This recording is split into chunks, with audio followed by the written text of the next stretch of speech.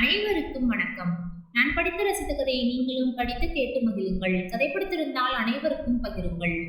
தமிழரசி தனது வீட்டிலிருந்து 10 கிலோமீட்டர் தொலைவில் அமைந்திருக்கும் ஒரு கலை கல்லூரியில் முதலாம் ஆண்டு இளங்கலை கணித பாடத்தை தேர்ந்தெடுத்து படித்துக் கொண்டிருந்தாள்.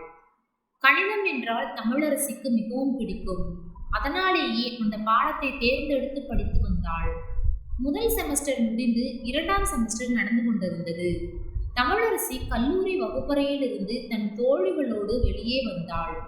வராண்டாவில் நடந்து தோழிகளோடு அரட்டையடித்துக் கொண்டே கல்லூரியை விட்டு வெளியே செல்வதற்காக நுழைவாயிலை நோக்கி வந்து கொண்டிருந்தாள்.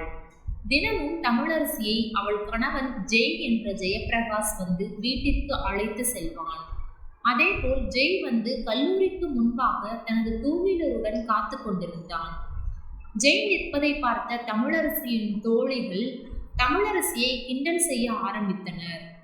ஏய், கொடுத்து வச்சவடி, டெய்லி பைக்ல ஒட்டிக்கிட்டு போறா, நமக்கு ஒரு பாய் ஃப்ரெண்ட் கிடைக்க மாட்டேங்குது, பஸ்ல இடிபட்டுக்கிட்டு போயிட்டு வர்றோம் என்று கிண்டல் செய்தனர். வழக்கமாக சில நாட்களில் தோழிகள் இப்படித்தான் கேலி செய்வார்கள். அப்போதெல்லாம் கோபம் வரும், இருந்தாலும் அடக்கிக் கொள்வாள். ஏனோ அவளால் அவர்கள் பேசியதை ஏற்றுக்கொள்ள முடியவில்லை. நேராக கணவன் அருகில் சென்றவள், ப்ளீஸ், இனிமே காலேஜ் பக்கம் வராதீங்க. கல்யாணம் ஆனதை பத்தி என் ஃப்ரெண்ட்ஸ் கேட்கும்போது ரொம்ப கேவலமா இருக்கு. இன்னும் 2.5 வருடம் எப்படி போகுமோ, எத்தனை முறை இதை கேட்க வேண்டுமோ என்று நினைக்கும் போதே எனக்கு மனதெல்லாம் வலிக்கிறது என்று கண்கள் கொப்பளிக்க பேசியவள் கணவன் பேச ஆரம்பிப்பதற்குள் பஸ் ஸ்டாண்டுக்கு வந்து நின்ற பேருந்தில் ஏறினாள். என்ன செய்வதென்றே தெரியாமல் பேருந்து போனதை பார்த்து கொண்டிருந்தவன் தன் பைக்கை ஸ்டார்ட் செய்து வீட்டை நோக்கி புறப்பட்டான். வழிநெடுகிலும் அவனது பழைய ஞாபகங்கள் கண்முன் வந்து போனது. தமிழரசியின் வீட்டிற்கு பெண் பார்க்க ஜெய் அவனது பெற்றோர் மற்றும் உறவினர்கள் சில பேருடன் சென்றிருந்தான். தமிழரசியின் அப்பா, உங்கள் குடும்பத்தை எங்களுக்கு மிகவும் பிடித்திருப்பதாலேயே உங்களை பெண் பார்க்க வர சொன்னேன். கல்யாண விஷயம், வரதட்சணை விஷயங்கள் என பேசிக்கொண்டே போனான். ஜெய்யோட அப்பா, பொண்ணுக்கு பையனை பிடிச்சிருக்கான்னு கேட்டு சொல்லுங்க, நீங்க பேசுறத பார்த்தா கல்யாணத்தையே முடிச்சிருவீங்க போல என்றார். எங்க பொண்ணு நாங்க சொல்றதான் கேட்கும், அப்படி வளர்த்திருக்கோம் என்றார் தமிழரசியின் அப்பா. தமிழரசி உள்ளே தன் அம்மாவிடம் கல்யாணம் வேண்டாம், நான் படிக்கணும் என அழுது கொண்டே சொல்லிக் கொண்டிருந்தாள்.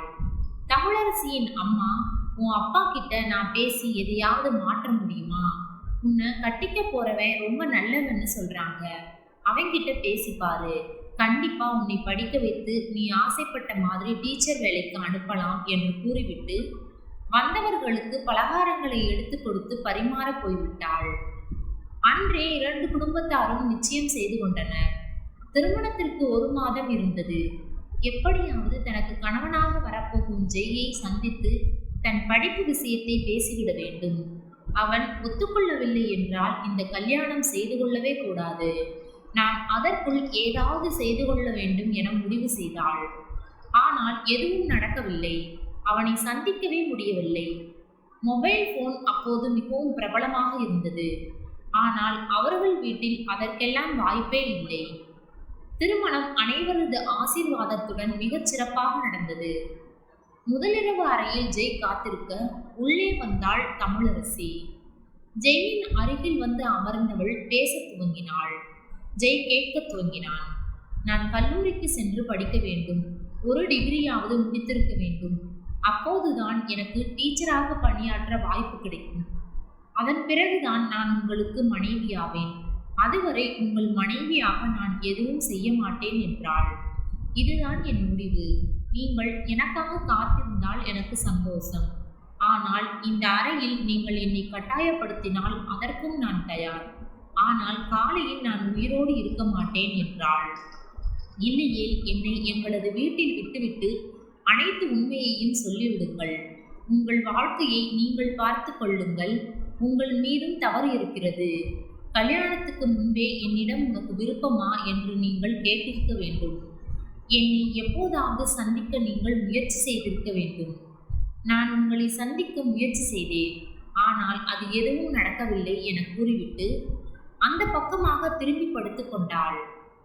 ஒரு வார்த்தை கூட பேசாத ஜெய், எனக்கு தெரியும் நீ டீச்சராக வேண்டும் என கேட்பாய் என்று என அவன் மனதிற்குள் நினைத்து கொண்டு கீழே இறங்கி படுத்துக்கொண்டான். அடுத்த நாள் கல்லூரியில் இருந்து அப்ளிகேஷன் வாங்கி வந்து அவளிடம் கொடுத்துவிட்டு, நான் உனக்காக காத்திருக்கிறேன், உங்க அப்பா தான் என மேற்கொண்டு பேச ஆரம்பிக்க அவள் அப்ளிகேஷனை வாங்கி கொண்டு அறைக்கு போய்விட்டாள். 6 மாதம் ஓடிவிட்டது. இப்போது அவளுக்கு 2வது செமஸ்டர் ஆரம்பித்து பாடங்கள் நடத்த தொடங்கி இருந்தனர். எல்லாவற்றையும் நினைத்து கொண்டே வந்தவன் வீடு வர வண்டியை நிறுத்திவிட்டு உள்ளே போனான். ஆரம்பத்தில் கல்லூரிக்கு போவதை எதிர்த்து பேசிய மாமியார் வேறு வழியில்லை என ஒத்துக்கொண்டார். ஆனால் தனது மருமகளிடம் பேசுவதே கிடையாது. தமிழரசி பஸ்ஸில் இருந்து இறங்கி வீடு வந்து சேர்ந்தாள். 2வது வருடம் கல்லூரிக்கு போக தொடங்கியதிலிருந்து தமிழரசியின் போக்கு மாற துவங்கியது. திருமணம் ஆனதற்கு அடையாளமாக நெற்றியில் வைக்கும் குங்குமத்தை வைக்காமலும் காலில் அணியும் மெட்டியை கழற்றிவிட்டும் கல்லூரிக்கு போக தொடங்கினாள் தமிழரசி. அன்று மாமியார் தன் மகனிடம், கண்ட கண்ட பசங்க கூட தேட்டருக்கு போயிட்டு வர்றாடா அவ, நம்மளோட உறவுக்காரங்க அவளை தேட்டர்ல பார்த்துருக்காங்க, நேற்று பார்த்ததா வந்து சொல்லிட்டு போறாங்க என்றாள். அதே நேரம் காலேஜில் இருந்து தமிழரசி வீட்டிற்குள் வந்தாள். எப்போதும் பேசாத மாமியார், என்னடி உன் போக்கே சரியில்லை, உன்னை தீர்த்து விட்டு வேறவளை கட்டிக்க அப்படின்னு சொன்னா என்னை அடிக்க வரான், நீ என்னடானா கண்டவன் கூட தேட்டருக்கு போயிட்டு இருக்க என்றாள். தமிழரசிக்கு இந்த வார்த்தைகள் கோபத்தை வரவழைக்க, நீங்க பார்த்தீங்களா, கூட இருந்த பசங்களை மட்டும்தான் உங்க சொந்தக்காரங்க கண்ணுக்கு தெரியுமா, கூட இருந்த பொம்பளை பிள்ளைங்க அவங்க கண்ணுக்கு தெரியாதா, ஏன் உங்க பிள்ளை காலேஜுக்கு போகலையா, காலேஜுக்கு போகும்போது இதே மாதிரி உங்க பையனும் பொண்ணுங்க கூட எல்லாம் தேட்டருக்கு போனது இல்லையா, கேளுங்க, இதோ நிற்கிறாருல்ல, கேட்டு எனக்கு உடனே பதில் சொல்லுங்க என்றாள். எதுவும் பேசாமல் நின்று கொண்டிருந்த கணவனை பார்த்து முறைத்துவிட்டு தன் அறைக்குள் போய்விட்டாள். இரவு ஜெய் வருவதற்காகவே காத்திருந்தவள் அவன் வந்தவுடன் தன் கோபத்தை கொட்டினாள். எனக்காக நீங்க காத்திருக்கீங்க என்ற எண்ணம் உங்க மேல எனக்கு ஒரு அபிப்பிராயத்தை உண்டு பண்ணுச்சு, அது இன்னைக்கு உடைஞ்சு போயிடுச்சு, நீங்க நான் தேட்டருக்கு போனதை பத்தி எதுவும் கேட்கலையா என்று கத்தினாள். எங்க அப்பா மேல இருந்த கோபம் பூரா எனக்கு இப்போ உங்க மேலதான் இருக்கு. என்னை திருமணம் செஞ்சுக்கிட்டு என் வாழ்க்கையையே அழித்த உங்களை என்னைக்குமே நான் ஏத்துக்க மாட்டேன் என்று அழுது கொண்டே படுத்து விட்டாள். அவன் அவள் அருகில் சென்று அவள் தலையை வருட கையை சட்டென்று தட்டிவிட்டாள். உனக்காக என்றைக்கும் நான் காத்திருப்பேன் என்று சொல்லிவிட்டு அங்கிருந்து போய்விட்டான். 3ஆம் ஆண்டு கல்லூரிக்கு சென்று கொண்டிருந்தாள் தமிழரசி.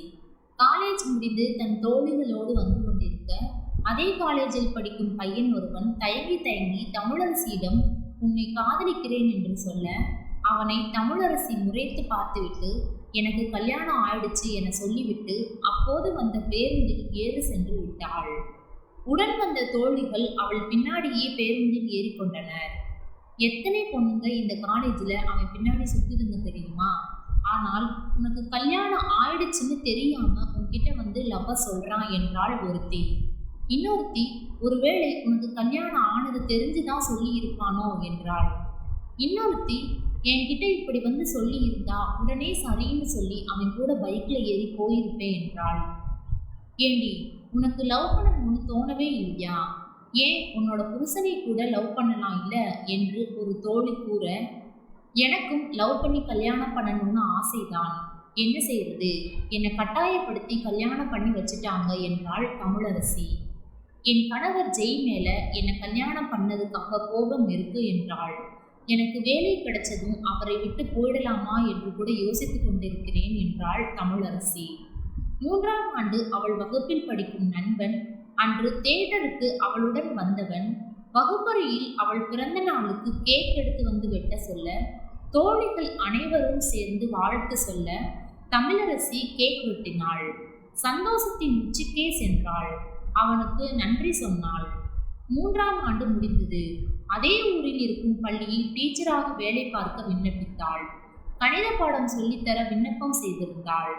இவள் பெற்றிருந்த மதிப்பெண்ணும் இவள் இன்டர்வியூவில் சொன்ன பதில்களும் பிடித்து போக அந்த மிகப்பெரிய பள்ளியில் அவளை உடனே வேலைக்கு எடுத்துக்கொண்டனர்.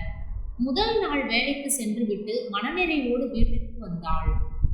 தன் அறையில் கணவன் வருகைக்காக காத்திருந்தாள் தமிழரசி. மனதிற்குள் ஒருவித சந்தோஷத்துடன் உள்ளே வந்து அறைக்கதவை தாளிட்டான். தமிழரசி கையில் வைத்திருந்ததை பார்த்தவனுக்கு அதிர்ச்சி. அது ஏதோ பத்திரம் போல தெரிந்தது. தமிழரசி பேசத் தொடங்கினாள். உங்களுடன் வாழ எனக்கு விருப்பம் இல்லை, உங்கள் மேல் இருந்த கோபம் எனக்கு குறையவே இல்லை என்றவள். எந்த ஆணுடனும் வாழ எனக்கு விருப்பம் இல்லை என்றவள் அவள் கையில் வைத்திருந்த விவாகரத்து பத்திரத்தை அவனிடம் நீட்டினாள். அப்போது பேச துவங்கியவன், உன்னை எனக்கு ரொம்ப பிடிக்கும் என்று மட்டும் சொல்லிவிட்டு கண்கள் கலங்கி கண்ணீர் வர துவங்கியது. அதை பார்த்தவள், எனக்காக 3 வருடம் காத்திருந்த உங்களை நான் ஏமாற்றி விட்டேன். நீங்கள் வேண்டுமானால் இன்று இரவு என அவள் பேசி முடிப்பதற்குள் பத்திரத்தை வேகமாக பிடுங்கி கையெழுத்து போட்டான். பத்திரத்தை வாங்கி பீரோவுக்குள் வைத்து பூட்டியவள் அந்த வார பள்ளி விடுமுறையில் வழக்கறிஞரை சந்தித்து இது குறித்து அனைத்து விஷயங்களையும் பேசி முடித்து விடலாம் என்று இருந்தாள். 3 நாட்கள் ஓடியிருந்தது. பள்ளிக்கூடத்தில் வேலையெல்லாம் முடித்துவிட்டு வரும்போது தன் கல்லூரி நண்பனை சந்தித்தாள். உடனே தமிழரசிக்கு 3ஆம் ஆண்டு கல்லூரியில் கேக் வெட்டியது ஞாபகம் வர அந்த விஷயத்தை அவனுக்கு ஞாபகப்படுத்தி அவனிடம் நன்றி கூறினாள். என்ன தமிழரசி, உனக்கு இன்னுமா அது பத்திர உண்மையெல்லாம் தெரியாம இருக்கு? அது நான் ரெடி பண்ணது கிடையாது, உன்னோட கணவர் தான் அதை ரெடி பண்ணாரு என்றவன், நான் பின்னொரு நாளில் உண்மையை சொல்லிக்கிறேன், இப்ப அவ என் மேல கோபமா இருக்கான்னு சொன்னாரு. இன்னுமா உன்கிட்ட உண்மையை சொல்லல என்று பேசிக்கொண்டே வந்தவர்கள் அவன் நண்பன் வரவும் வாய் சொல்லிவிட்டு சென்று விட்டான். வீடு வரும் வரை யோசித்தவளுக்கு ஒன்றும் புரியவில்லை. நேராக வீட்டிற்கு வந்தவள் தன் அறைக்குள் நுழைந்தாள். தன் கணவரின் செயல்பாடுகளை பற்றி முதல் முறையாக யோசிக்க துவங்கியவளுக்கு ஒன்று மட்டும் தெளிவாக தெரிந்தது. அனைத்து பிரச்சனையின் போதும் ஜெய் அமைதியாக இருந்தான் என்பது மட்டும் புலப்பட்டது. தன் கணவன் வரட்டும், அவனிடம் பேசி அனைத்தையும் முடிவு செய்து விடுவோம் என காத்திருந்தாள். சட்டென அவளுக்கு அந்த பீரோவின் மேலிருந்த தன் கணவனின் சூட்கேஸ் கண்ணில் பட்டுவிட அதை எடுத்து பார்த்தால் ஏதாவது விடை கிடைக்குமா என்று கீழே இறக்கி அதனை திறந்தவள் சற்று அதிர்ச்சியானாள். உள்ளே அவள் பெயர் கொண்ட விதவிதமான பரிசுகள், வாழ்த்து மடல்கள், அதுவும் அவளது 13 வயதில் தொடங்கி அத்தனை பிறந்த நாளுக்கும் இருந்தது. அவளுக்காக நிறைய கடிதங்கள் எழுதப்பட்டு உள்ளே கிடந்தன. ஒவ்வொன்றாக படிக்க ஆரம்பித்தாள். அவன் பேசாத வார்த்தைகள் எல்லாம் அந்த கடிதங்கள் பேசியது. அவன் பேசாத மொழிகளை எல்லாம் அந்த கடிதத்தில் இருந்த கவிதை மொழிகள் பேசியது. கவிதைகளிலும் அந்த கடிதங்களிலும் அவன் அவளை உருகி உருகி காதலிப்பது தெரிந்தது. படிக்க படிக்க அவள் கண்கள் ஆறாக மாறிக்கொண்டிருந்தது. நான் 8வது படிக்கும் போது இருந்து எனக்காக காத்திருக்கிறானா என உள்ளுக்குள் கேட்டுக்கொண்டே கடிதத்தை படித்தவளுக்கு தன் கணவன் ஜெய் மீது இருந்த கோபம் அனைத்தும் அவள் மீதே மாறியது. படித்துக் கொண்டிருந்த கடிதத்தை வைத்துவிட்டு வேகமாக கோபத்துடன் தன் பீரோவை திறந்து விவாகரத்து பத்திரத்தை எடுத்தாள். தன் கோபம் முழுவதையும் அதன் மீது காண்பித்தாள். விவாகரத்து பத்திரம் தூள் தூளானது. அவள் வடித்த கண்ணீரில் அவள் கோபம் எல்லாம் தீர்ந்தது. தன் கணவனை நினைத்து மனதார அழுது கொண்டே அடுத்த கடிதத்தை எடுத்து படிக்க துவங்கினாள். அன்புள்ள தமிழரசி, என்னை முழுவதும் ஆள்பவளே, உனக்காக எதையும் செய்ய தயாராக இருந்தேன். ஆனால் விவாகரத்து பத்திரத்தில் கையெழுத்தை கேட்டுவிட்டாய். உனக்காக எதையும் செய்யும் நான் நீ கேட்டு மறுக்க முடியாமல் கையெழுத்து போட்டுவிட்டேன் என்று படித்துக் கொண்டிருக்கும் போதே அறைக்குள் நுழைந்தான் ஜெய். அவன் சட்டையை பிடித்து உலுக்கியவள், ஏன் சொல்லல, என லவ் பண்ண விஷயத்தை ஏன் என்கிட்ட சொல்லல என்று கதறினாள். முழுக்க முழுக்க என்னை பற்றி மட்டுமே சிந்தித்த என்னை போய் ஏன் லவ் பண்ணீங்க என்றாள். உன்னை எனக்கு சின்ன வயசுல இருந்து ரொம்ப பிடிக்கும். நீ 12வது முடித்துவிட்டு வீட்டில் இருக்க சில உறவுக்காரர்களை உங்க அப்பாவிடம் அனுப்பி உன்னை படிக்க வைக்க பேச சொன்னேன். ஆனா உங்க அப்பாவிடம் எதுவும் நடக்கவில்லை. உங்க அப்பா உனக்கு மாப்பிள்ளை பார்க்க ஆரம்பித்த விஷயம் கேள்விப்பட்டேன். நிறைய பேரை போய் பார்த்து விட்டும் வந்தார் அவர். அதான் வேற யாரும் கல்யாணம் பண்றதுக்குள்ள நானே கல்யாணம் பண்ணிக்கிட்டேன். நான் முதலிரவில் சொல்ல வேண்டிய எல்லா விஷயத்தையும் நீ சொல்லிட்ட. ஆனா என் காதலை சொல்லலாம் என்று நினைக்கும் போதெல்லாம் அதை காது கொடுத்து கேட்பதற்கே நீ தயாராக இல்லை. உன்னோட கோபம் குறையட்டும் அப்படின்னு நினைச்சேன். ஆனா அது நடக்கவே இல்லை என்று சிரித்து கொண்டே சொல்ல அழுது ஓய்ந்தவள் அவனை இறுக கட்டி கொண்டாள். நன்றி.